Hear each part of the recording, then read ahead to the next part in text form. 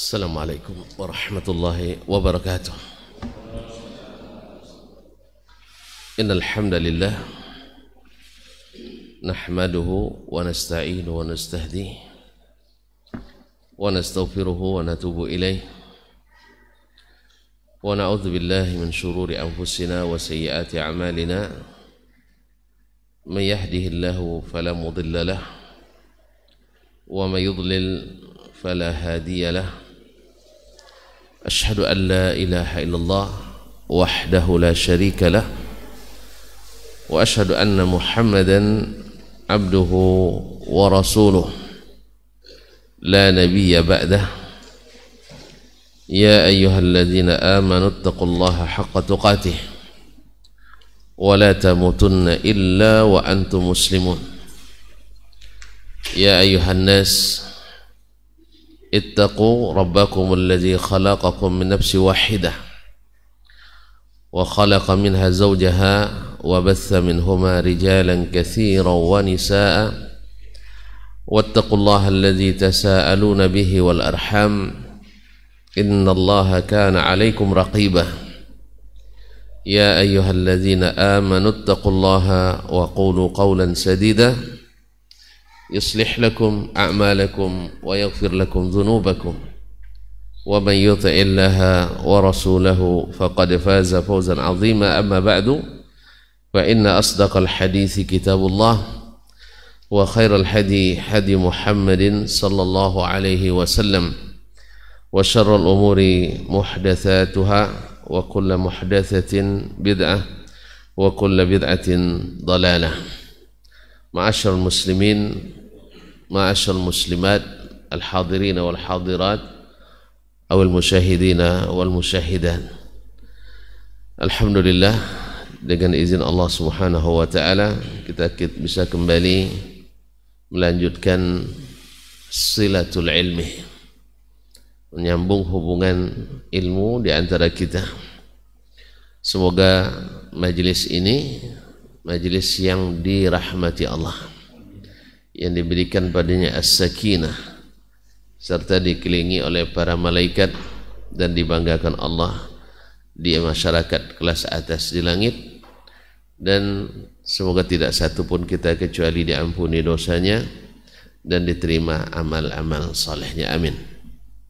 Ma'asyiral kiram yang dirahmati Allah Subhanahu wa taala, salawat dan salam senantiasa lahir dari hati kita yang paling dalam kepada Nabi kita, Nabi besar Muhammad alaihi salatu wassalam, kepada para keluarga dan istrinya, para sahabat yang senantiasa setia menemani perjuangannya, dan para tabi'in yang mengikuti mereka dengan baik sampai hari berbangkit. Ma'asyarul kiram yang dirahmati Allah SWT, seperti yang kita sampaikan di muqaddimah pekan yang lalu sebagai tamhid persiapan untuk kaji yang berat pada pekan ini.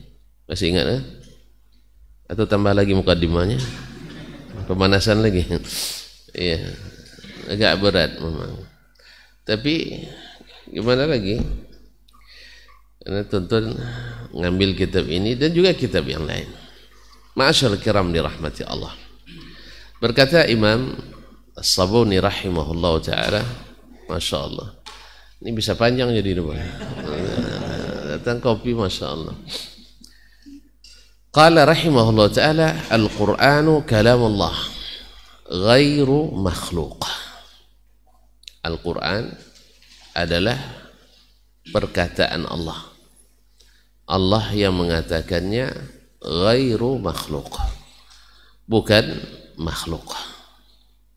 Ma'asyarul kiram, masalah ini di kalangan as-salaf sebenarnya sudah ijma' bahwasanya Al-Quran adalah kalamullah. Baru datang pengingkaran terhadap Al-Quran kalamullah setelah lahirnya pemahaman-pemahaman khalaf yang hanya berdasarkan logika atau ilmu kalam seperti yang kita sebutkan pekan yang lalu. Lalu datang segelintir yang mengingkari Al-Quran sebagai sifat di antara sifat Allah Tabaraka wa Ta'ala. Kita juga sudah sampaikan dan banyak bukti, di antaranya adalah Al-Quranul Karim dan As-Sunnah An-Nabawiyah itu sama-sama wahyu dari Allah Tabaraka wa Ta'ala. Bedanya adalah Al-Quran lafaz dan maknanya dari Allah,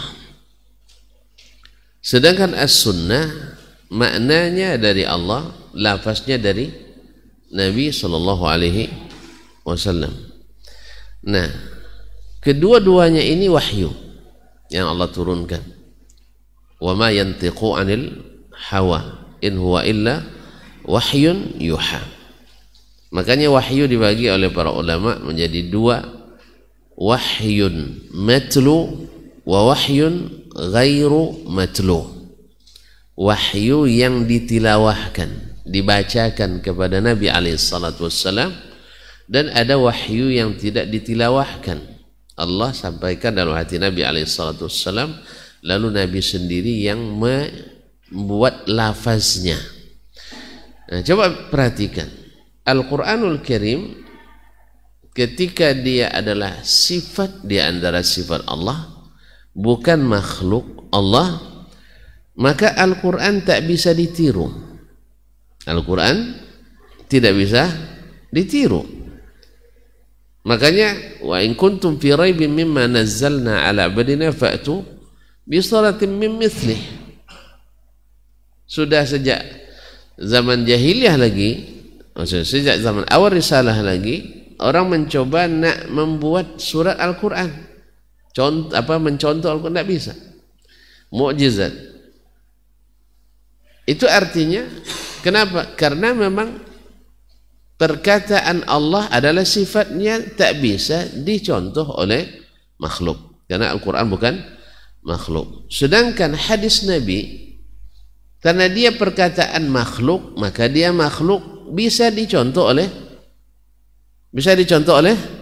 makhluk. Makanya tidak ada kumpulan ayat palsu. Ada? Nah, antum yang ngarang ya? Tak ada kumpulan ayat-ayat palsu, nggak ada. Tapi kumpulan hadis palsu banyak, ya kan? Jadi hadis bisa dipalsukan orang karena hadis perkataan Nabi makhluk. Perkataan makhluk adalah makhluk. Walaupun Nabi tinggi balaghahnya, Nabi afsahul Arab, orang yang paling fasih, walaupun demikian masih bisa ditiru hadis-hadisnya oleh orang. Dan buktinya orang pada terpengaruh oleh hadis palsu. Betul kan? Orang pada banyak yang tertipu oleh hadis palsu. Dan bukan hanya orang biasa, orang-orang hebat pun ada yang terlibat meriwayatkan hadis palsu. Oh, tidak sengaja Ustaz. Memang ada yang tidak sengaja, ya, ada yang sengaja. Yang tak sengaja tak berdosa dia. Ada di antara imam-imam ahli sunnah sendiri yang meriwayatkan hadis palsu. Mungkin dalam perkiraannya, ijtihadnya itu hadis kuat misalnya, atau memang dia ingin jelaskan pada masyarakat muslim bahwa hadis ini palsu. Ya, makanya kita harus paham metodologi penulisan seorang penulis, bahwasanya dia menyebutkan seluruh dalil yang ada. Nah, tetapi sebenarnya wajib dijelaskan bahwa itu palsu. Wajib dijelaskan bahwa itu palsu. Ma'asyiral kiram dirahmati Allah. Intinya bahwa perkataan Allah adalah sifatnya bukan makhluk, sehingga tidak bisa ditiru oleh makhluk. Sedangkan perkataan Nabi alaihi salatu wassalam, karena dia makhluk, maka perkataannya makhluk, maka bisa ditiru oleh makhluk. Sedangkan perkataan Allah tidak bisa ditiru. Laisa kamitslihi syai'un. Tidak satu pun yang bisa menyerupainya. Ma'asyiral kiram dirahmati Allah. Nah, kenapa perkataan ini ditulis oleh Syekh As-Sabuni rahimahullah? Karena lahir pemahaman khalaf tadi yang bersikeras mengatakan Al-Quran itu makhluk. Sebab apa? Karena Al-Quran itu dituliskan di kertas, gitu ya. Jadi sebenarnya kalau bukan karena dibahas oleh orang, kita tidak perlu membahas ini, karena sudah maklum bahwasanya di kalangan as-salaf bahwa Al-Quran itu perkataan Allah Tabaraka wa Ta'ala. Bukankah kita juga sampai sebenarnya mulut kita selalu mengatakan ini firman Allah, iya kan? Apa mana firman? Apa mana firman? Ya perkataan Allah, iya tak? Bukan Pak Firman. Ya perkataan Allah, iya kan? Oleh sebab itu kaum muslimin dan muslimat semuanya sama dengan ketika kita banyak kalau sudah ngaji di mana Allah nanti hilang telunjuk yang selalu nunjuk ke atas. Ya, menyebut nama Allah otomatis ya Allah. Ya kan? Allah sebagai saksinya, ning ada sambil nunjuk lagi. Tapi kalau ditanya, boleh nak nanya di mana? Oh, tidak boleh. Terus tunjuk tadi, gigit sampai lokam dulu. Ya salah tunjuk nih. Kalau orang-orang dulu salah nunjuk kuburan, hati-hati, digigit sampai lokam, tahu lokam? Sampai berbekas. Ini bahasa khusus kita ini. Tidak bisa di Indonesia kan sampai berbekas. Sampai ada bekas gigi itu di situ. Nah, dulu kalau khurafat kami masa kecil-kecil dulu, ntar di kampung Ustaz ada juga biaya. Ya, kalau nunjuk kuburan, nah harus digigit jari, tidak boleh tunjuk kuburan. Ini jangan-jangan gara-gara nggak boleh nunjuk Allah di atas ini. Jadi kaum muslimin dan muslimat, ketika terserah pada Allah, sudah ketentuan Allah, tunjuk pasti ke atas. Doa ya Allah, juga mengadah ke atas. Mungkin dalam sholat kalau bukan karena tidak boleh menengadah, dalam sholat pun akan berdoa sambil menengadah. Coba tengok orang. Tapi pas ngaji di mana? Oh, ya tidak boleh tanya Allah di mana. Tapi Nabi ditanya di depannya. Itu hadis-hadis untuk budak itu, kalau kita kan tidak budak. Subhanallah, kaum muslimin dan muslimat dirahmati Allah SWT. Sampai hadis Nabi pun direndahkan oleh orang. Nasallallahu alaihi wasallam. Jadi sebenarnya ini di kalangan salaf sudah tuntas. Cuman ketika mulai rusak keyakinan, maka lahirlah karya-karya tulisan. Jelas ya? Ingat tuh, Nabi tak ada kitabnya kecuali Al-Quran. Nabi ada nulis? Ada Nabi menulis buku? Berarti tidak profesor. Nabi tidak berilmu, tidak hebat. Akhi, hebat itu bukan pada banyaknya tulisan. Hebat itu adalah pada ilmu yang sesungguhnya. Ya, bukan pada banyaknya tulisan. Kalau tidak nanti jurnalis banyak tulisannya. Tahu jurnalis? Bukan Pak Jurnalis ya. Jurnalis yang nulis-nulis jurnal tiap hari tiap hari turun tulisannya, iya kan? Kadang jadi headline pula, jadi trending topic tulisannya. Tapi apakah dia berilmu? Tidak. Dia hanya menyampaikan apa yang dia lihat. Kadang-kadang banyak pula mudaratnya. Iya, cerita tentang orang selingkuh, pejabat ini selingkuh misalnya, ada gunanya? Ada gunanya sih? Dosa kita, ya, qazab kita. Ya, tapi tulisannya turun terus. Coba lihat majalah yang paling laku di Riau ini apa? Koran. Nggak tahu juga. Hah? Nggak baca koran, tonton. Hah? Yang paling sering dibaca orang, berita kriminal, berita korupsi, berita perkosaan. Itu paling suka. Kalau saya masih ingat waktu di Jakarta dulu, tinggal dengan kawan, ada yang di LIPI, ada yang di luar LIPI kan. Kalau beli koran Pos Kota itu kolom pertama yang paling dulu dibaca adalah kolom nah ini dia. Apa isinya? Pasti isinya penyelewengan semua, selingkuhan. Apa lagi? Antum baca juga rupanya ya. Kaum muslimin, tidak apa-apa, ngaku aja lah. Saya juga baca waktu itu. Jadi kaum muslimin itu yang paling cepat dicari orang. Bahkan ketika dibuat voting, kenapa cepat laku koran itu, salah satu kolomnya yang tidak bisa hilang itu. Jadi berita itu syarruha khairuha, kata orang Arab. Berita yang paling laku itu yang paling buruk berita, iya tak? Sama kayak di sini sama ya. Yang paling dicari orang itu adalah berita paling buruk. Kalau tidak percaya, lihatlah grup-grup WA kita, grup-grup kawan-kawan kita, Ustaz, ya. Paling-paling kalau kita cerita tentang pembangunan masjid itu tidak banyak komentarnya. Tapi kalau cerita nanti korupsi 15 miliar, itu banyak itu. Banyak likersnya. Allah musta'an. Baik, kembali ke sini kaum muslimin. Jadi ketika mulai menyimpang, maka terpaksa dikeluarkan alat. Akhirnya ditulis kitab-kitab. Banyak kitab ditulis. Kemarin diantaranya ini kitab Ar-Raddu ala man ankara al-harfa wa sawt li Abil Waqt As-Sijzi rahimahullah ta'ala. Karena mereka mengatakan Allah itu tak berbicara. Sebab kalau dia berbicara berarti bersuara dan pakai huruf. Dan itu adalah perkataan makhluk. Bagaimana keedah lagi kaum muslimin dan muslimat? Memang ada bicara yang tak pakai huruf dan pakai suara? Hah? Syekh, ada nggak orang bercakap tak pakai huruf, tak pakai suara? Apa namanya? Orang bisu aja bersuara dia. Iya tak? Jadi tonton ketika mengatakan Allah tak berbicara, dia berbicara tapi tak pakai huruf, tak pakai suara, sama dengan menuduh Allah bisu. Jelas? Katanya menggunakan logika mana yang bisa menerima bahwa ada orang berbicara tapi tak pakai suara? Logis? Ini logika yang tidak logis itu. Katanya harus gunakan akal juga, tapi di sini tidak masuk akal. Iya. Carilah yang namanya bicara tak pakai suara. Kemudian dalam hadis sebutkan bahwa setiap orang nanti di akhirat akan diajak berbicara oleh Rabbnya. Oh, lama sekali Ustaz.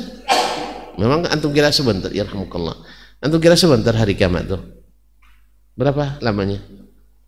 Pada mahsyar itu berapa lamanya? Hah? Jauh aja, kami tidak pernah ke sana Ustaz. Gitu aja lah, selesai kok. Tidak tahu.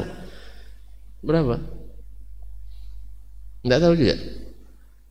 Memang satu hari, tapi satu harinya sama dengan 50.000 tahun. Antum tak dapat giliran keberapa? Kalau sempat, siapa namanya? Ini huruf A cepat ini. Iya, tapi A yang dimudahkan urusannya. Kalau sempat A yang bersulit, lambat. Ya sih, satu harinya sama dengan 1000 tahun. Ya, jadi tidak sebentar, lama. Jadi semuanya akan diajak bicara oleh Allah Tabaraka wa Ta'ala. Taib, ketika diajak bicara, Allah bicara pakai huruf apa tidak? Tidak pakai suara. Tidak pakai suara namanya apa? Bisu. Jadi antum lebih rela mengatakan Allah bisu daripada Allah Allah bicara dalam kalamun nafsi saja. Tapi antum bilang Allah tidak punya nafs, tidak punya jiwa. Ya, makanya kaum muslimin keluar dari Quran dan Sunnah banyak sekali masalahnya. Banyak sekali masalahnya. Ketika dia bilang, orang yang mengatakan Allah tidak berbicara, tidak pakai huruf, tidak pakai suara, lalu dia bilang, lalu gimana? Kan salah satu sifat Allah kan al-kalam. Iya kan? Bahwa mutakallim, kaunuhu mutakalliman. Kan itu sifat 22 yang kita hafal dulu kan? Masih hafal kan? Sudah lupa? Kalau lupa sifat 20, sifat 100, sudah lupa tuh. Kaum muslimin dan muslimat dirahmati Allah. Kan yang terakhir adalah kaunuhu mutakalliman. Dia berbicara. Terus kalau dia bicara, mereka bilang, ya kami dulu juga itu mempelajari kalamun nafsi, yaitu perkataan dalam hati. Tapi antum bilang Allah tidak punya anggota. Sekarang sudah menyebut Allah punya nafsi. Jelas paham maknanya? Ya kan salah satu sebab ahli kalam menolak Allah punya tangan. Kalau punya tangan berarti punya anggota. Kalau punya anggota berarti mujassim antum. Jelas? Nah, ketika bercakap tentang masalah kalamullah, Allah berbicara iya, tapi tidak pakai huruf, pakai suara, enggak. Lalu bicara gimana? Kalamun nafsi, dalam hati. Berarti Allah punya hati dong. Paham? Paham enggak ya?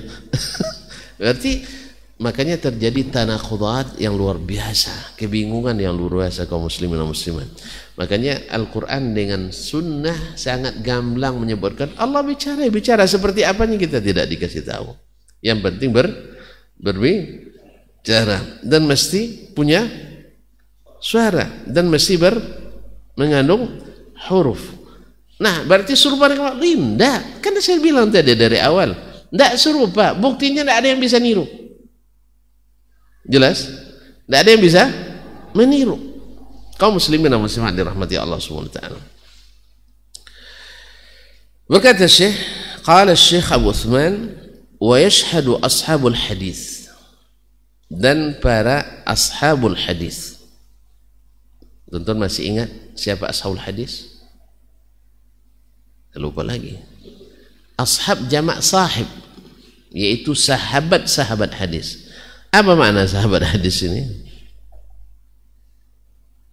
Pakar hadis? Pakar hadis?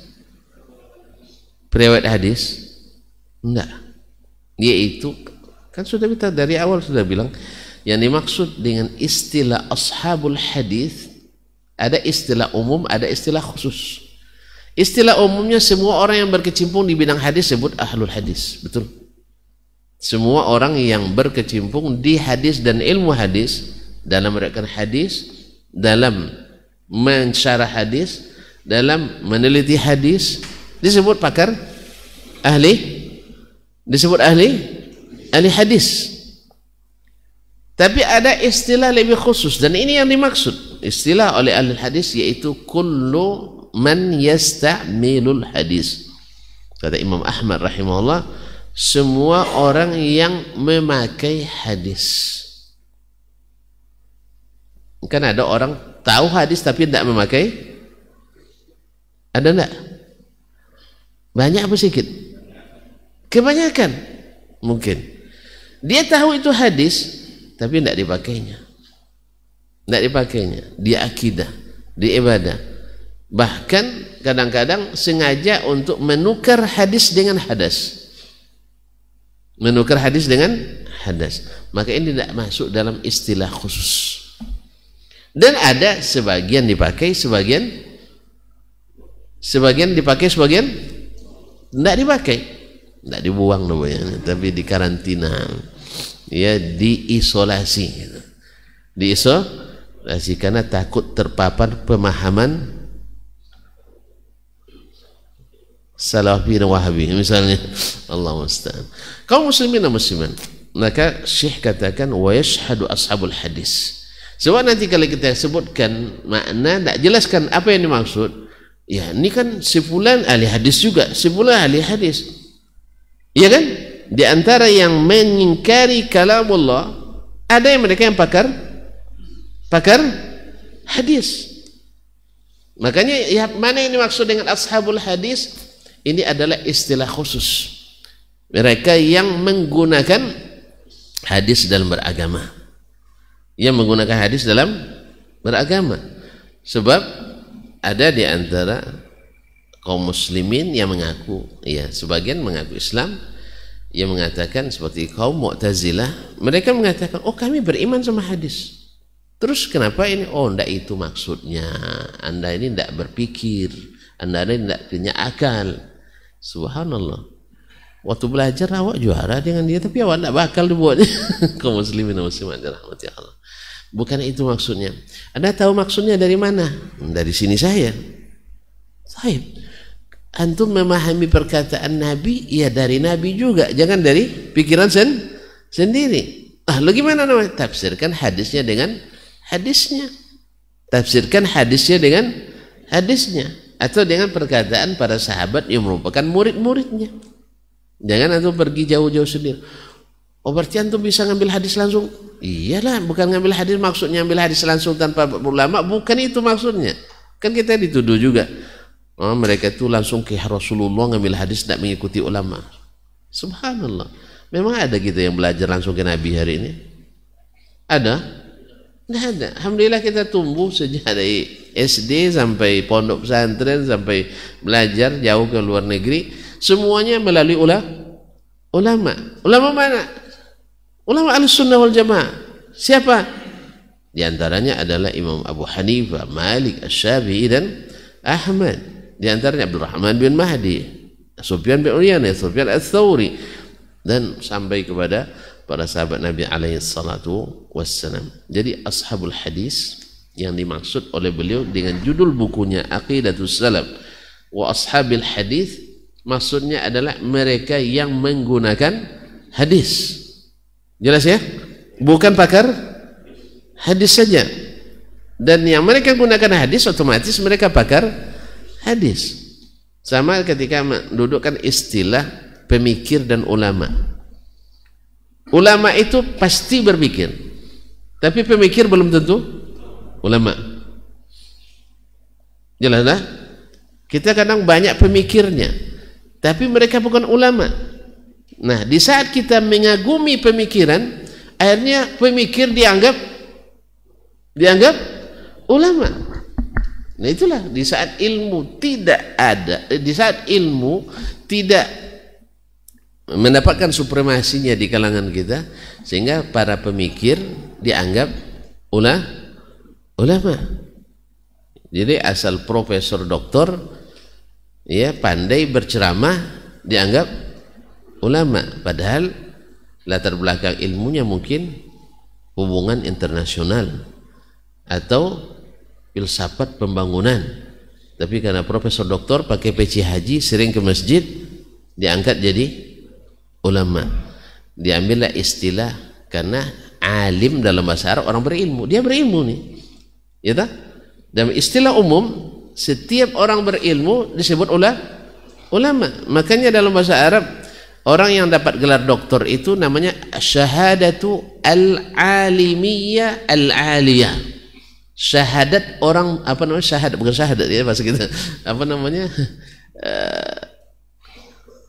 syahadah bahasa kita, ijazah maksudnya, ijazah orang berilmu yang tinggi, ijazah syahadatul alimiyah. Alimiyah dari alim, orang berilmu, al-aliyah yang tinggi, itu sudah doktor, itu sudah doktor. Tapi kalau asyhadatul alimiyah saja itu baru S2. Aliyah, al-aliyah itu doktor.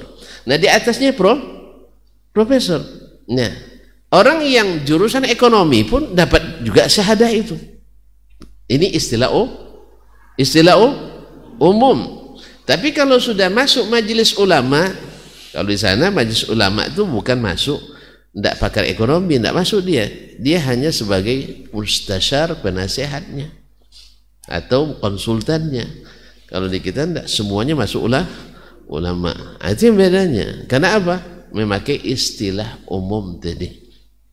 Bagaimana sekarang? Ashabul hadis ada istilah umum, itlaqun am, ada itlaqun khas. Ya, ada itlaq secara umum semua yang meriwayatkan hadis, semua yang menggeluti ilmu hadis, semua yang menghafalkan hadis disebut ahli hadis. Jelas? Ini istilah umum. Tapi ada istilah khusus, bahwa ahli hadis itu, ashabul hadis itu adalah mereka yang menggunakan hadis dalam berakidahnya, dalam beribadahnya, dalam bermuamalahnya, bahkan dalam berakhlak, beradabnya, bahkan cara pakai sarungnya. Ya, seperti kata Imam Sufyan Ats-Tsauri rahimahullah, "Law istata'ta alla tahukka ra'saka illa bis-sunnah faf'al." Andainya kau bisa tak garut kepala kecuali ada dalilnya dalam sunnah, lakukan itu. Paham? Itu perkataan Sufyan Ats-Tsauri. Inilah yang maksud dengan ahlul hadis itu. Segalanya memakai hadis. Nak nunjuk orang gini, ada enggak hadisnya? Oh, salah tunjuk, harus gini. Misalnya. Ya, saya? Nah, jadi segalanya berdasarkan hadis. Inilah yang sesungguhnya dimaksud dengan ashabu al-hadis secara khusus. Mudah-mudahan bisa dipahami ya. Bisa dipahami? Nah, kalau istilah umum enggak, semuanya asal dia berkecimpung di hadis, ahli hadis dia. Ya, ngajar kitab mustalah hadis misalnya, dah pakar pula di mustalah hadis, ini ahli pakar hadis ini. Ini dengan istilah kita sebut dengan pakar itu, dan itu ramai. Tapi secara khusus, istilah khusus mungkin dia tidak masuk kategori, tidak masuk kategori. Seperti kata Imam Ibn Rajab rahimahullah, kam min man ishtaghala bil hadis, wa yakun min ahli wa la yakunu min ahli. Berapa banyak orang yang masya Allah berkecimpung di ilmu hadis, di hadis dan ilmu hadis, tetapi tidak mengikuti metode ahli hadis secara khusus. Paham? Lajal ya? Lajal ya?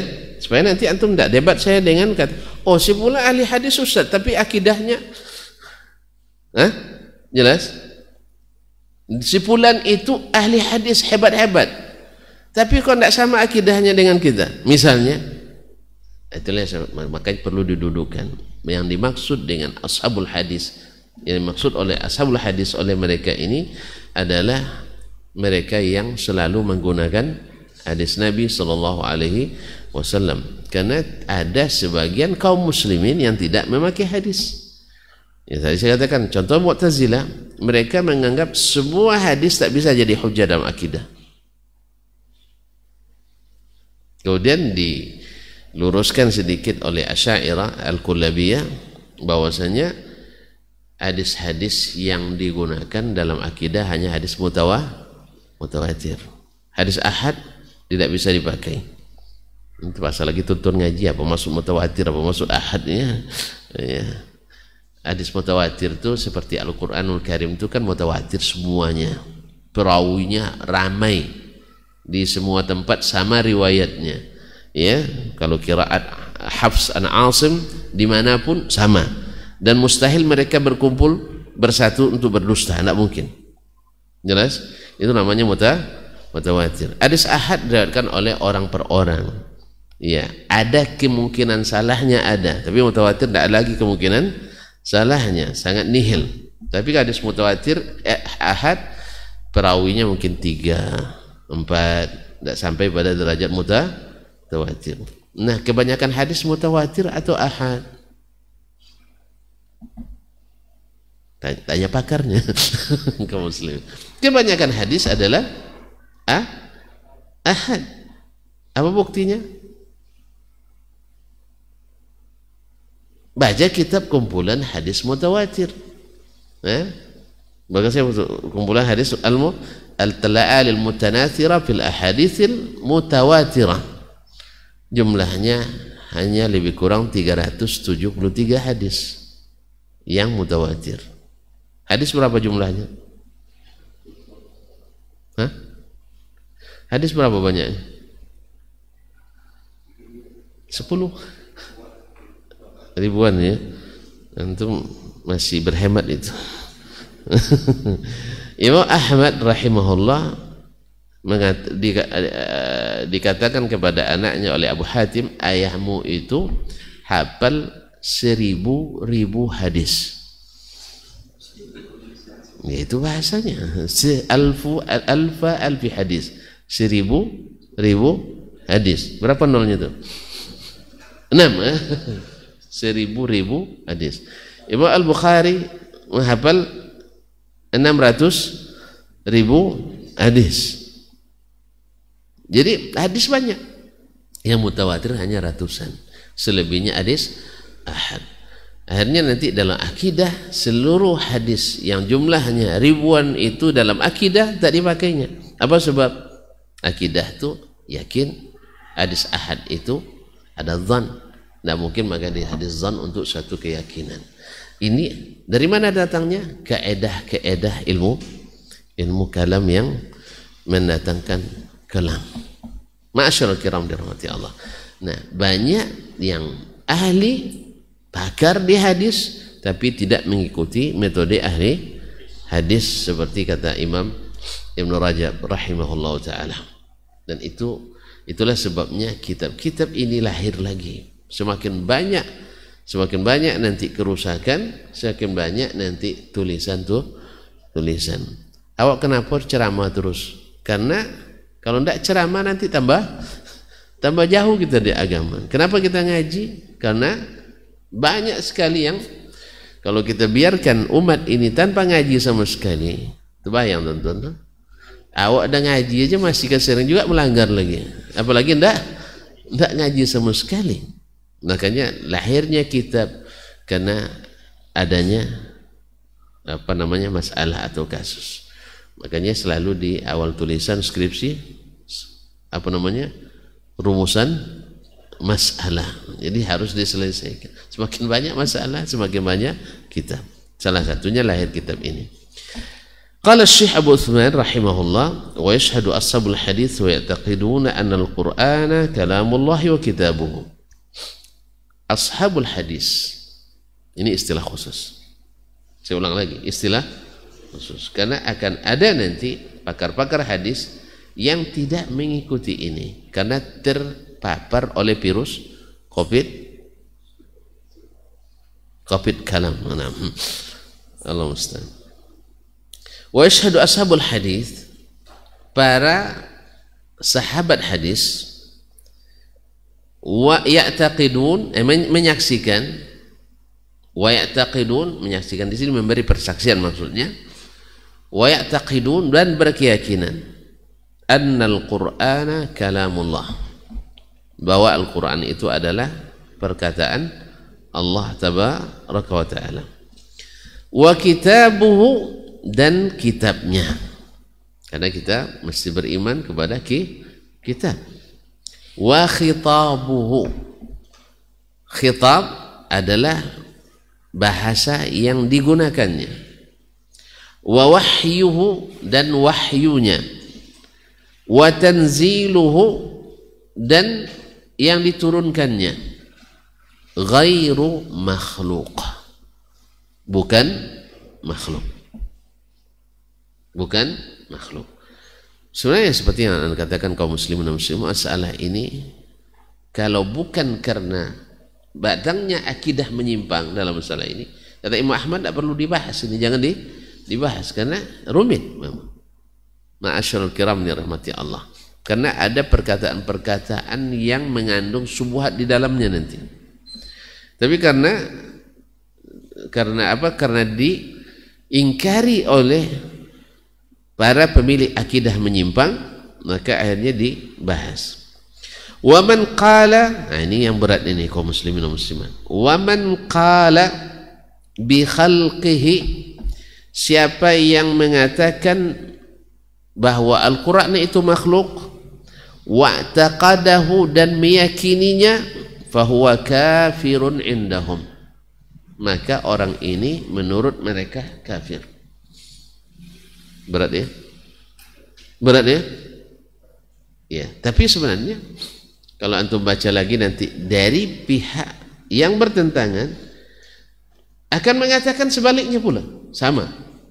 Bahwasanya siapa yang meyakini Al-Quran itu bukan makhluk, padahal dia ditulis di kertas, disalin di lauh, dicatat di kulit-kulit kayu dan sebagainya, kalau mengatakan itu sifat Allah, sama dengan kafir kepada Allah karena merendahkan Allah katanya. Satu-satu ya, atau kosong-kosong? Draw, sama. Jadi di semua pihak, kalau antum katakan, oh berarti antum takfiri, tunggu dulu, di sana juga mengafirkan, sama. Jelas, Ustaz ya? Ini makanya kemarin anak bilang berat, antum mau juga? Berat.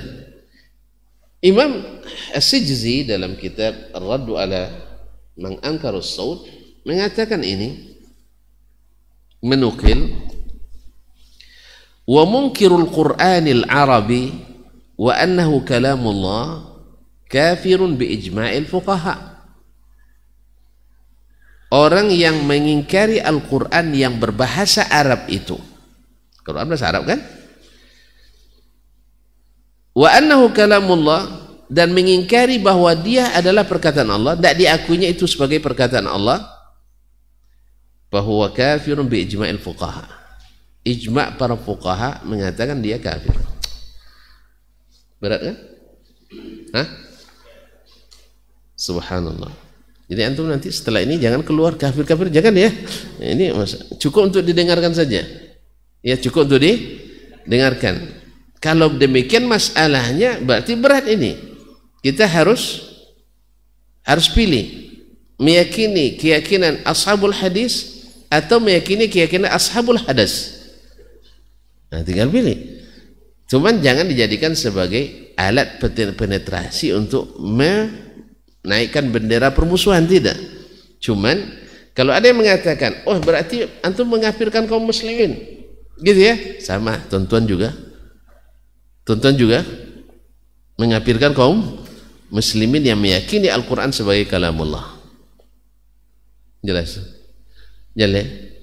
Makanya dulu ketika Imam Khalifah Al-Ma'mun, Al-Amin, Al-Mutawakkil, Al-Mu'tasim dibisikin oleh Ahmad bin Abu Du'ad dan kawan-kawannya, mereka bahasanya ingin menyelamatkan Imam Ahmad dan ahli hadis, karena menurut mereka ini bahaya akidahnya. Kafir, bahaya, maka mereka harus diselamatkan menurut mereka pula. Makanya saya katakan kaum muslimin, orang yang tersesat yakin dia sesat? Tidak tahu dia sesat. Maka Imam Ahmad, menurut Ahmad bin Abi Du'ad, sama-sama Ahmad pula namanya, satu Ahmad bin Abi Du'ad Ra'sud Dalalah, induk kesesatan, dan satu Ahmad bin Muhammad bin Hanbal Ra'su al-Haq pada masanya. Iya, apa katanya kepada para khalifah, ini Ahmad ini berbahaya, ahli bid'ah yang harus diawasi dan harus dibungkam. Betul? Coba.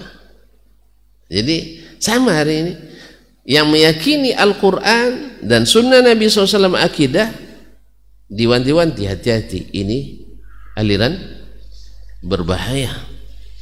Letak bahayanya di mana ya? Meyakini Al-Quran dan hadis lalu berbahaya. Di mana bahayanya?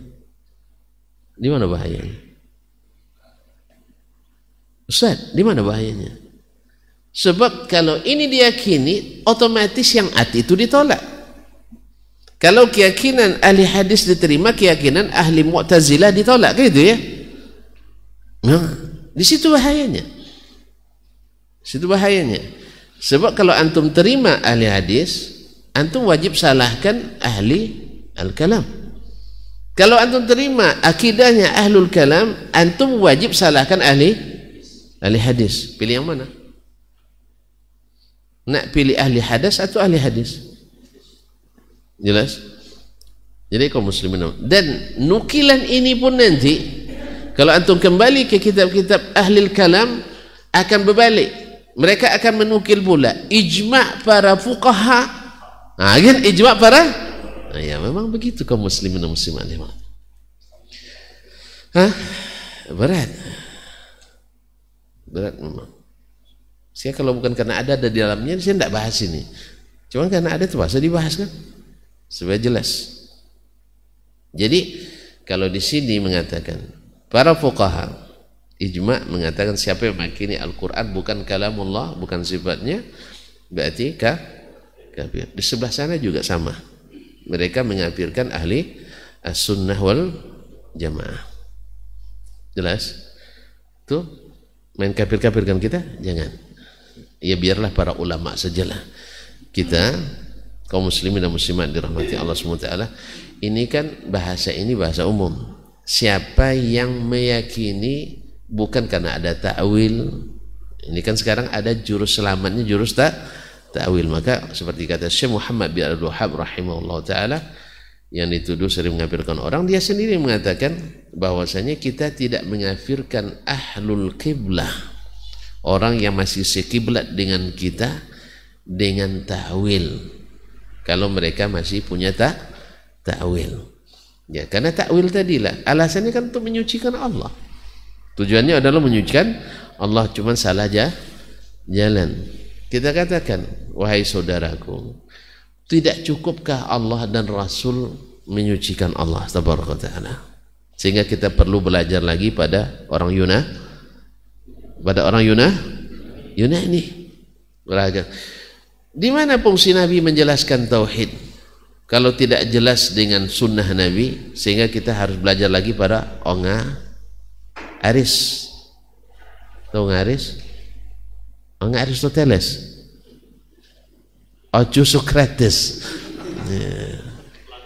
Iya, kita kok lebih percaya dengan cara berpikir mereka terhadap Allah daripada Allah sendiri yang memfirmankannya, Nabi sendiri yang menyabdakannya bahwa Allah begini-begini, Allah bercerita tentang dirinya begini-begini. Lalu kita pakai pendekatan filsafat Yunani bahwa kalau dia ini kalamullah, padahal ditulis di kertas, dihafal dalam dada orang, berarti dia menempati tempat, padahal Allah tak boleh punya tak boleh punya tempat. Ikhwani billah, kaum muslimin dan muslimat dirahmati Allah. Sehingga ada orang, seorang dosen, subhanallah, dia ngajar anak-anak mahasiswa baru. Jadi dia tamat Belanda pula kabarnya, entah tamat mana, bukan luar negeri lah, negeri-negeri yang penuh subuhatnya. Negeri belajar Islam pada orang non-muslim. Tentu hasilnya non-muslim. Allah musta'an. Jadi ketika ngajar, waktu itu tentara Amerika, Inggris maafnya, Inggris dan Amerika memasuki masjid di Basra di Irak dan membakar dan menginjak-injak Al-Quran. Orang dunia Islam kan pada protes semuanya dalam rangka membela kitab suci kita. Nah, dosen ini merasa itu tindakan yang tidak elegan, tindakan yang tidak fair. Masa kertas diinjak sampai-sampai demo ke kedutaan Amerika dan Inggris di seluruh dunia. Umat Islam ini memang lebay, perlu pencerahan. Tahu lebay? Tuk lebay. Ya, orang kampungan itu. Orang Islam ini orang kampungan. Dia nggak tahu. Dia orang Islam, dia bilang kampungan itu ada juga orang Amerika di situ, ada juga orang Inggris gitu, dan seterusnya. Ya saya, kaum muslimin dan muslimat dirahmati Allah. Tentu yang namanya anak-anak baru ngangguk-ngangguk, apalagi di doktor ke calon profesor pula kan, ngangguk-ngangguk. Untung ada seorang mahasiswa yang agak yang berani, cair. Dia berpikir ini tidak boleh dibiarkan. Kan alasannya tadi, Al-Quran yang sesungguhnya kan ada di Lauhul Mahfuz. Ini hanya media, kertas. Kertas itu diproduk oleh RAPP atau Indah Kiat, kan makhluk tuh. Masa kertas diinjak-injak, tonton sampai demo seluruh dunia, ya tak? Protes ke kedutaan Amerika dan Inggris. Katanya ini umat Islam lebih tidak paham apa yang seharusnya dilakukan. Najulah anak mahasiswa ini ke meja beliau ke depan, Pak, boleh saya pinjam diktat bapak nih? Dia bawa diktat kuliah kan? Ya boleh, silakan. Boleh saya tengok. Wah, bagus. Hah? Iya, bagus sekali nih Pak. Iya.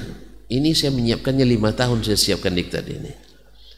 Oh iya, mau bagus Pak. Habis itu diludah, dilempar ke lantai, diinjak-injaknya.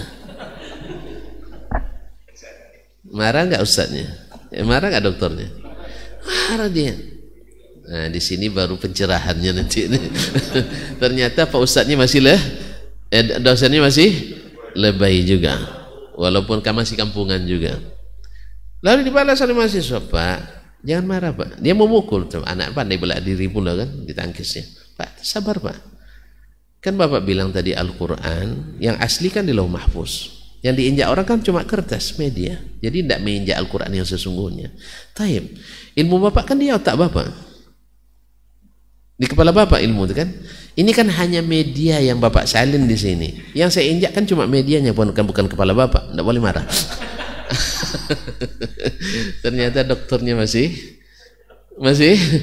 lebay juga, yang perlu pencerahan. Makanya kaum muslimin dan muslimat, hati-hati kita dalam beragama, ini bertindak.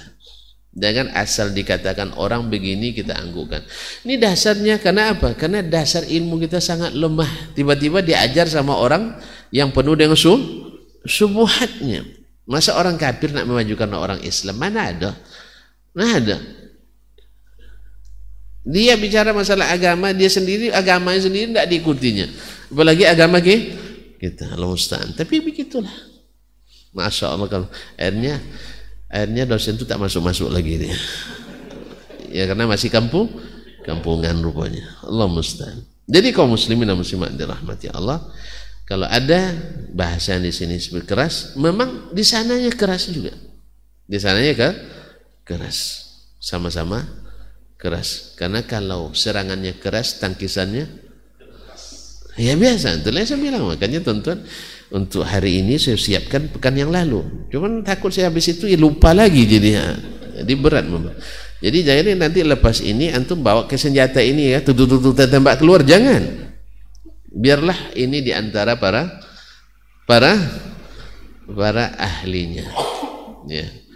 Kita cukup meyakini, memilih bahwa yang hak itu tentu bersama Allah dan Rasulnya sallallahu alaihi wasallam, dan kita yakin bahwa keterangan Nabi lebih kita dulukan dari keterangan selain Nabi alaihi salatu wassalam, dan bahwasanya pendekatan ilmu logika ini tidak dipedulikan oleh Nabi, sebab Asy'aris lebih duluan dari Nabi Muhammad sallallahu alaihi wasallam. Ilmu-ilmu itu sudah ada sebelum Nabi dibangkitkan. Karena Asy'aris wafat tahun sengaja lah lupa tanggal wafatnya ya. Ya, Asy'aris itu wafat 324 tahun sebelum Masehi. Sebelum Masehi. Berarti lebih duluan dari Nabi kita alaihi salatu wassalam. Tapi tidak semua yang lebih duluan lebih hebat, betul kan? Ya tak? Mana yang lebih duluan, Adam atau Nabi Muhammad sallallahu alaihi wasallam? Nabi Adam. Tapi mana lebih hebat? Nabi Muhammad sallallahu alaihi wasallam. Ya Ustaz ya. Jadi tidak selamanya yang di depan itu lebih bagus dari yang di belakang. Buktinya anaknya imam, maknya di belakang di makmum. Mana lebih bagus? Maknya apa anaknya? Hah? Hah? Harus mamaknya yang cium tangan anaknya nanti ya? Enggak. Tetap anak-anak. Walaupun di posisi tertentu dia didahulukan dari ayah dan emaknya. Jangan nanti mentang-mentang jadi imam tiba-tiba balik ke belakang nampak ayah. Ya, berangkat. Jangan. Antum tetap di bawah ayah antum. Antum misalnya guru antum jadi imam, tiba-tiba ustadz di belakangnya kan. Ustadz, jangan berdiri dulu, duduk dulu. Jangan. Jadi tidak selamanya yang di depan lebih hebat dari yang di belakang. Jelas ya? Jadi jangan bilang Asy'aris lebih hebat dari Nabi sallallahu alaihi wasallam. Orang paling cerdas itu kata Ibnul Jauzi bukan para pemikir tapi para nabi yang dapat ilmu langsung dari pencipta, yaitu Allah tabaraka wa taala. Dan yang paling cerdas di antara yang cerdas itu adalah Nabi Muhammad sallallahu alaihi wasallam. Maka kalau masih belum cukup dengan keterangan Nabi, berarti kita belum begitu beriman kepada Nabi sallallahu alaihi wasallam. Masih memerlukan keterangan-keterangan di luar itu. Disinilah letaknya bedanya antara ashabul hadis dengan ashabul hadas. Jelas? Kalau ashabul hadis cukup dengan hadis Nabi alaihi salatu wassalam. Jadi tidak perlu pendekatan-pendekatan lain. Karena Nabi tidak memakai pendekatan itu. Andainya butuh, Nabi akan buka pintu. Sebagaimana ketika dibutuhkan untuk dakwah kepada selain kaum muslimin, dibutuhkan ahli bahasa lain. Maka Nabi perintahkan Zaid ibn Thabit untuk belajar bahasa orang-orang Nasrani, Suryaniyah, dan bahasa-bahasa orang Yahudi, itu bahasa apa bahasa Yahudi?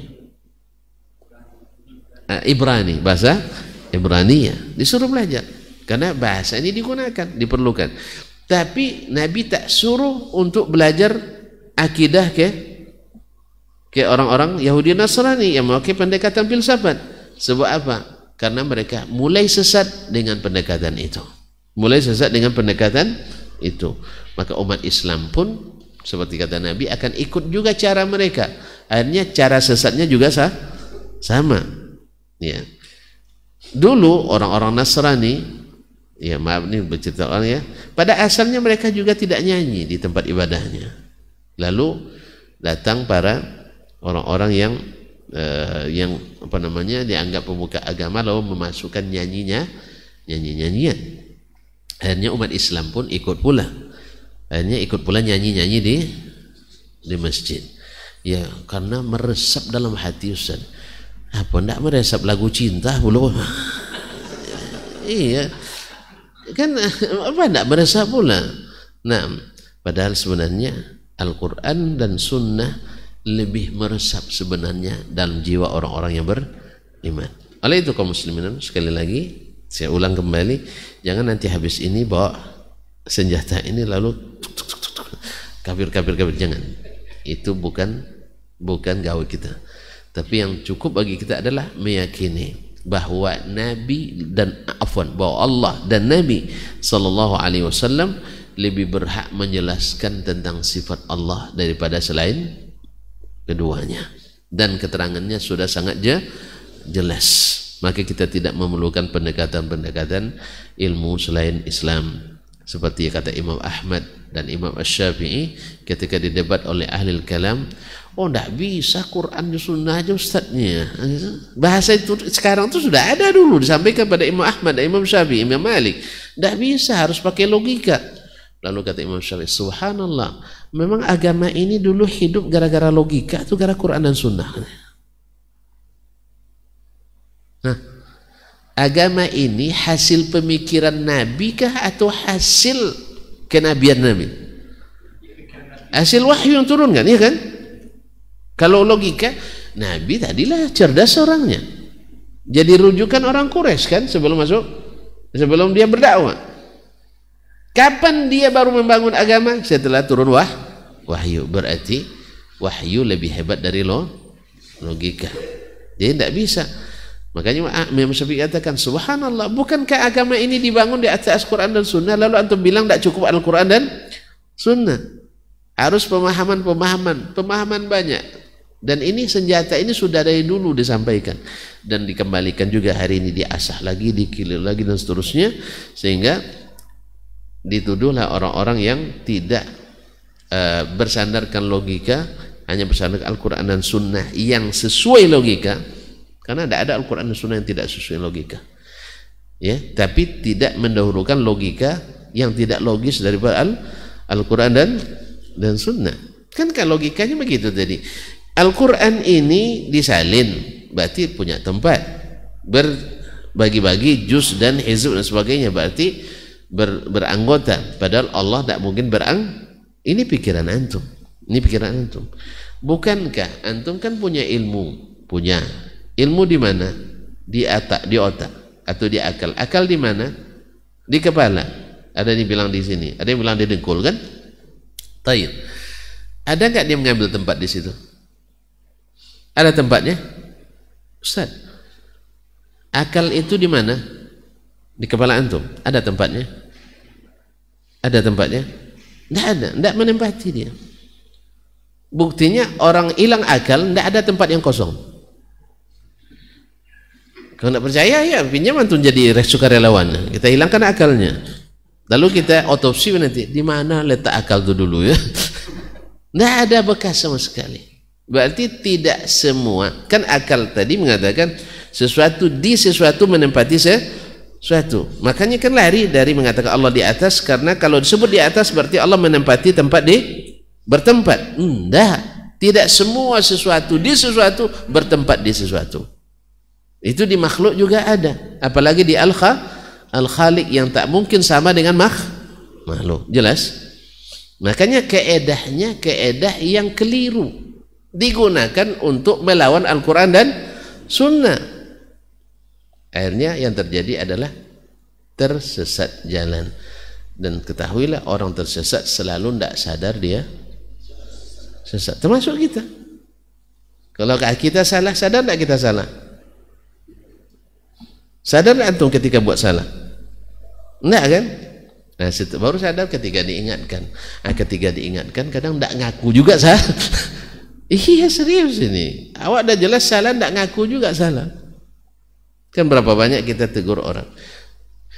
Ikhwani fillah. Orang paling pantang disalahkan memang. Antum pernah kuliah, Pak? Pernah kuliah? Sekolah pernah kan? Ketika dosen salahkan jawabannya, marah nggak?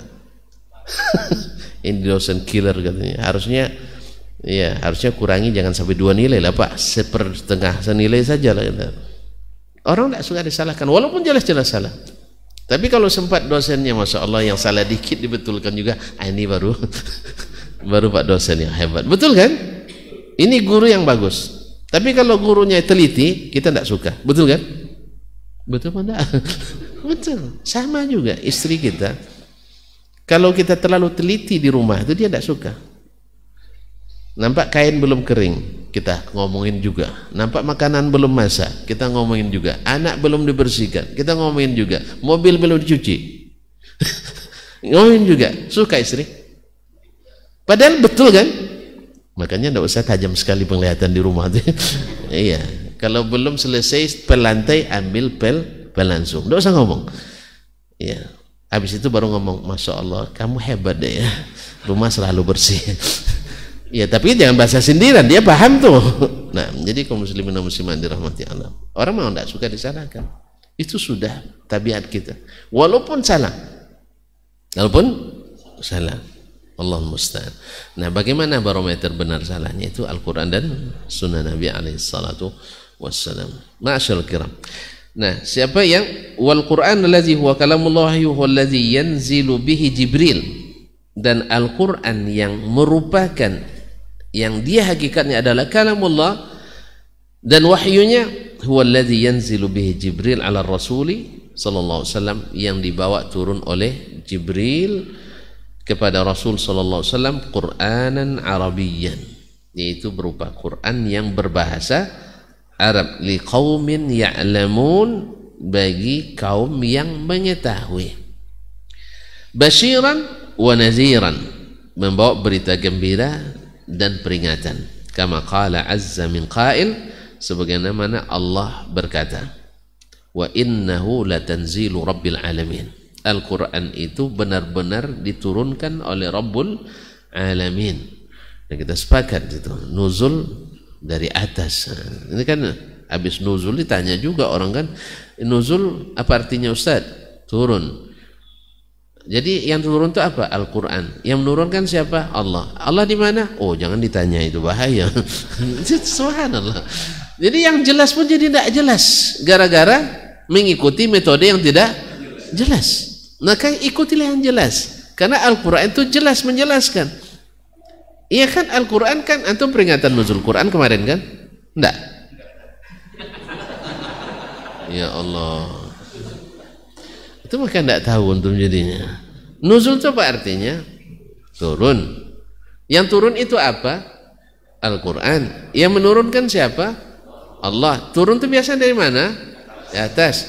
Terus Allah di mana? Oh ya, tidak boleh, itu bahaya. Sesat antum nanti. Nah, gitu, sesat antum nanti.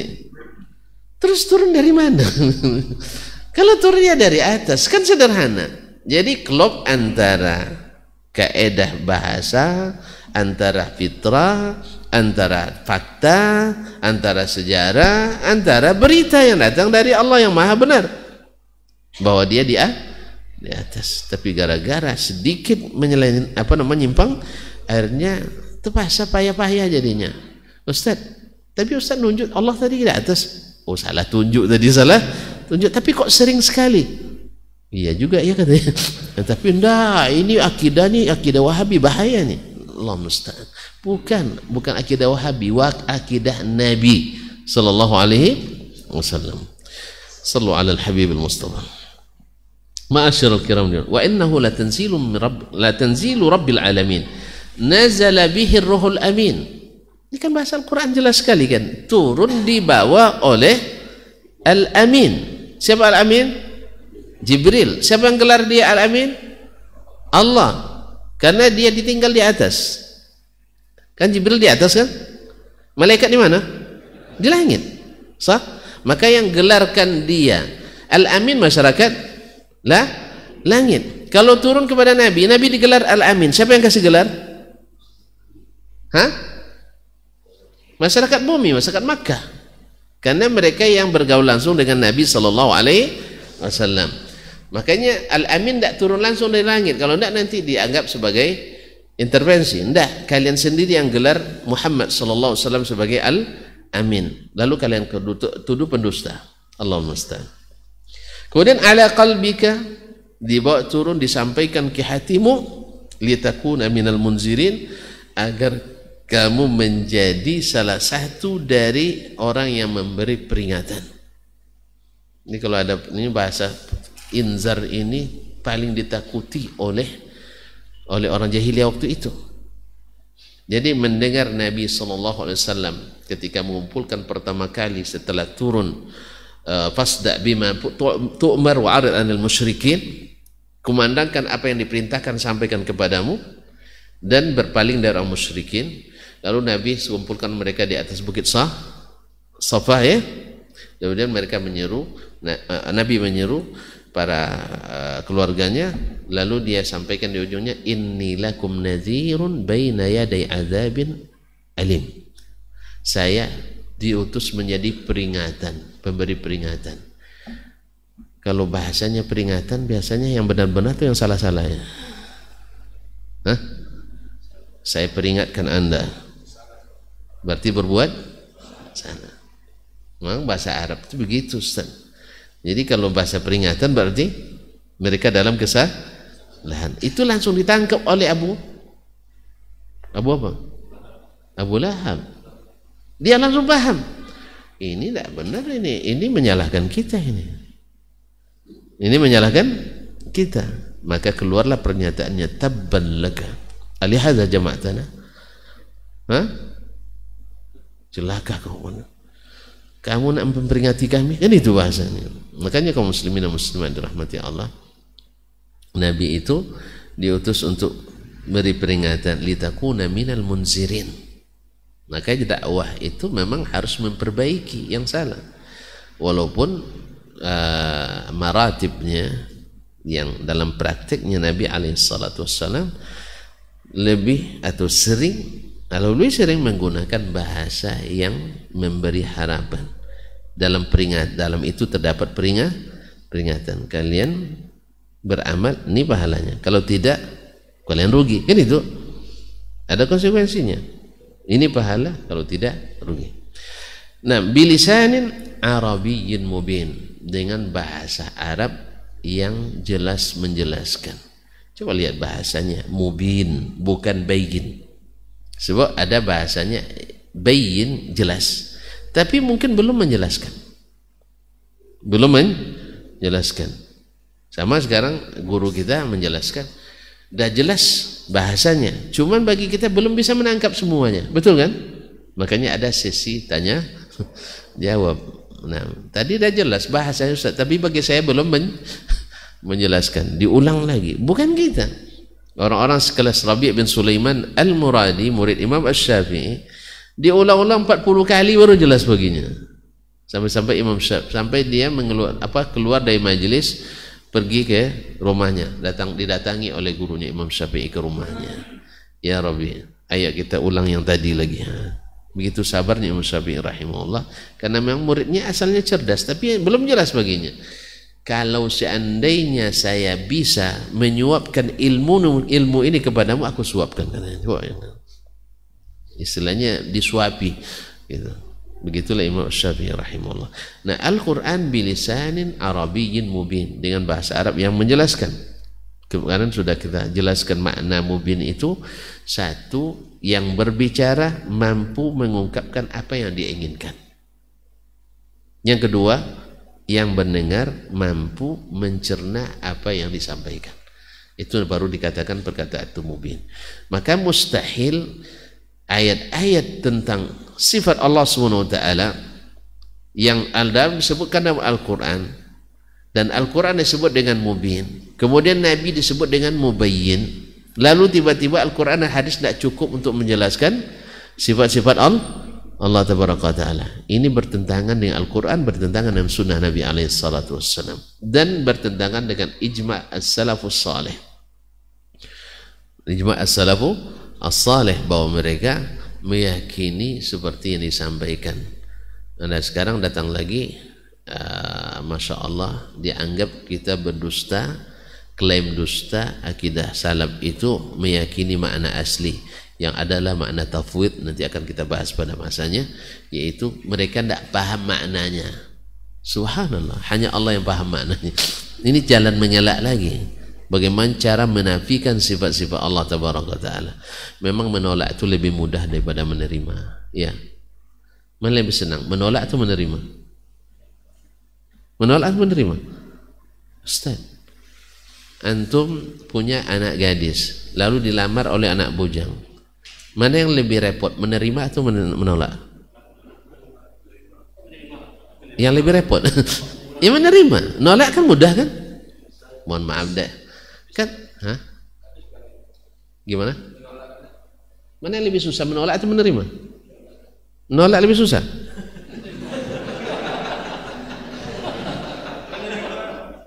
Antum sebagai direktur perusahaan, saya melamar kerja. Mana yang memudahkan antum? Antum terima saya sebagai pekerja atau antum tolak? Tidak paham pertanyaannya. Kalau paham, jelas ya. Sebab kalau antum tolak, selesai masalah. Tertolak aja habis. Ya tak? Tapi kalau antum terima, antum harus siapkan untuk pelatihan saya, BMTech misalnya. Tak? Kemudian harus siap gaji percobaan 85% misalnya. Kemudian kalau saya terima lagi, naik gaji penuh, tunjangan ini itu. Banyak tanggung jawabnya kan? Makanya menolak lebih mudah dari menerima.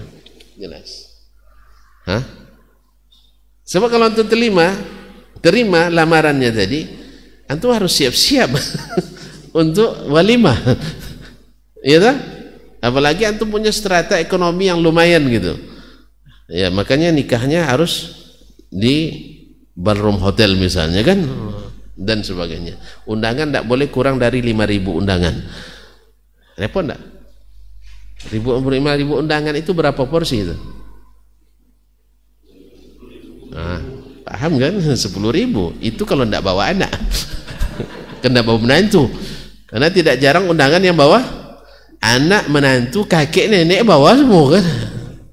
Awak cadangannya satu undangan 2 orang, dia datang 12 orang.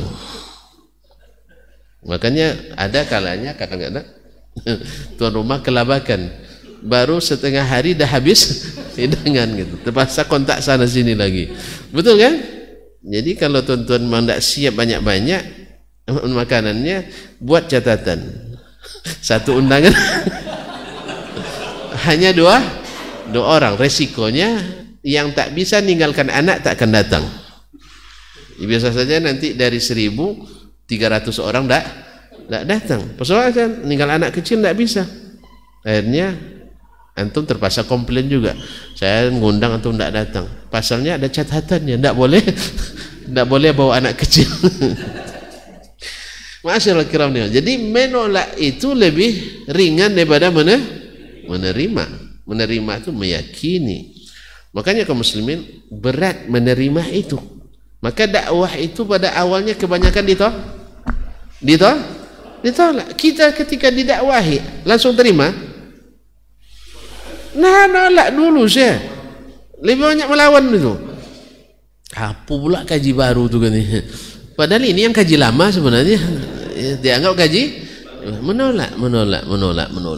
Sama. Kalau antum enggak berarti antum hebat dari kita tuh. Nah, mungkin jenisnya Abu Bakar Siddiq ini ya, langsung menerima. Tapi rata-rata menolak, mantul dulu. Ya tak? Tapi akhirnya diintip lagi. Ternyata enggak benar fitnah yang disebutkan itu.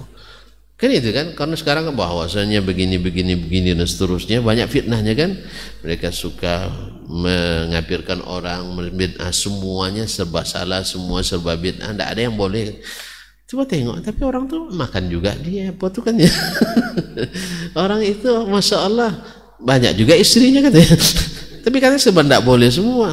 Orang tuh senyum juga terus. Ya sah? Nah, akhirnya tertarik. Oh, ternyata semua fitnah itu tak benar. Sebab fitnah. Kemudian kita ngaji kan tak memfitnah gitu kan. Kita kan tak boleh fitnah. Ya hanya menyampaikan. Kalau orang tuh tak memfitnah banyak. Sebab memang yang suka fitnah itu orang yang menyimpang. Orang yang menyimpang. Maka karena dia di posisi yang keliru, maka dia ingin minimal orang tuh sama-sama keliru dengan kita posisinya. Itu minimal targetnya. Kalau bisa kita yang dianggap benar, yang lain dianggap salah. Allah musta'an. Cuma gitu aja dulu ya. Jadi menolak lebih ringan konsekuensinya daripada menerima. Karena menerima itu ada konsekuensinya. Menolak itu habis. Paling-paling nanti diumpat sama orang itu aja. Ya. Kan tidak mengurangi kita diumpat kan. Tapi kalau menerima itu konsekuensi yang berat. Maka menerima itu yang bisa menerima hanya orang-orang hebat. Yang menolak Al-Quran dan Sunnah orang-orang lemah. Menolak Al-Quran dan Sunnah ada orang-orang lemah. Oleh sebab itu semoga Allah kuatkan kita, dan insya Allah kita sambung lagi karena ini berat. Makanya terpaksa saya jalan sikit-sikit dengan antumnya karena berat memang. Saya sendiri takut saya memang nanti didengar oleh orang tuh lihat mengapirkan orang. Maka saya bilang saya imbangi karena saya tahu bahwa di sebelah juga menyesatkan. Ya, kita bukan gembira lihat orang kesasar, tidak. Kita kasihan. Kalau perlu kita temani dia sasar dulu. Habis itu diajak dia untuk kembali ke pangkal jalan. Diikutin sebentar dulu kan. Nah, habis itu kita udah lama ini enggak ketemu ini. Ya kan? Sama kita. Pokoknya yang sesasar tak pernah sadar kesasar. Kalau dia sudah sadar pasti balik ke yang benar. Makanya perlu para ulama untuk mengingatkan, perlu para dai untuk jujur dalam berdakwah. Ya, ada yang tidak jujur, kadang dia tahu tapi menimbun itu, karena ada hal-hal yang barangkali menurut ijtihadnya ada hal-hal yang penting yang harus dia. Jadi tidak sampaikan yang benar itu benar, yang salah itu salah. Yang penting asal sama-sama senang aja lah. Jangan salahkan orang karena mau orang pantang disalahkan. Ini namanya jurus aman. Jurus aman. Ada pula yang sebagian jangan sekarang dulu, nanti. Ada pula yang tidak sabar. Tidak sekarang, kapan lagi? Kalau tidak kita, siapa lagi? Nah, gitu kan? Akhirnya tanpa memikirkan momen yang pas, tanpa mempertimbangkan bahasa yang bagus, akhirnya disampaikan sehingga terjadi hal-hal yang tidak diinginkan. Yang paling bagus itu adalah seperti Nabi alaihissalam, santun, Nabi lembut, Nabi sayang, Nabi perhatian, dan Nabi mau mendengarkan dulu sebelum dia yang bicara. Dia dengarkan dulu. Dah selesai, dengarkan saya sekarang. Apalagi kalau yang didakwah itu orang yang lebih tua dari kita. Yang lebih tua dari kita ketika pentolan Quraisy nak dialog dengan Nabi beri kesempatan, silakan tuan-tuan ngomong dulu. Ya pasti omongan mereka kan sedikit, karena barang sudah jelas kan, yaitu kekufurannya. Dengarkan. Habis ada yang mau disampaikan lagi? Enggak. Nah sekarang coba dengarkan saya. Kita kan enggak. Orang belum, Bapak jangan ngomong. Bapak enggak ada hak ngomong, saya yang harus ngomong. Nah, kan itu masalah juga kan kita. Ya sih. Bagi yang sudah menerima itu enggak apa-apa. Paling-paling disebut ustadz ini. Tapi kalau yang tidak menerima, yang setengah-setengah, juga ustadz aja yang ditinggalkan. Semua ustadz yang paham akan ditinggalkannya. Orang itu keras semua katanya. Padahal belum ketemu sama yang lembut kan itu. Allah musta'an. Jadi di sini seni dakwah itu penting, dan kehati-hatian itu sangat diutamakan, karena Nabi itu diberikan oleh Allah SWT perangkat yang sangat berpengaruh, yaitu akhlak yang tinggi kepada umatnya, baik yang kecil maupun yang besar, yang berpengaruh maupun yang tidak berpengaruh, diberikan haknya. Ini tidak baru salah nak berdakwah tapi tidak ucapkan salam ke orang, gimana pula orang nerima kaum muslimin? Berilah mukaddimah yang menenteramkan. Wallahu musta'an wa alaihi tuklan. Oh ternyata lama sekali hari ini, jam sudah diperbaiki pun masih salah kan. Baik. Sampai di sini kita jumpa lagi insyaallah. Wallahu taala alam wa sallallahu ala nabiyyina Muhammadin wasallam wa subhanakallahumma bihamdik asyhadu an la ilaha illa anta astaghfiruka wa atubu ilaik. Wassalamualaikum warahmatullahi wabarakatuh.